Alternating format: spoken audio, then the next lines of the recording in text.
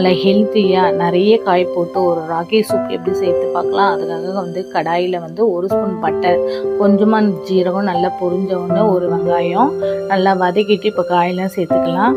Carrot, முட்டைகோஸ், பச்சை பட்டாணி, ஸ்வீட் கார்ன், கொஞ்சமாக வந்து பீன்ஸ் இதெல்லாம் நல்லா வதக்கிட்டு ஒரு 2 நிமிஷம் நல்லா வதக்கிட்டு ஒரே ஒரு பூண்டை வந்து நல்லா துருவி சேர்த்துக்கலாம். தேவையான உப்பு போட்டு நல்லா வதக்கிட்டு ஒரு 4 டம்ளருக்கு நல்லா தண்ணி ஊற்றிட்டு ஒரு 5 நிமிஷம் வேகட்டும். இப்போ மூடி போட்டு ஒரு 5 நிமிஷம் வேகட்டும்.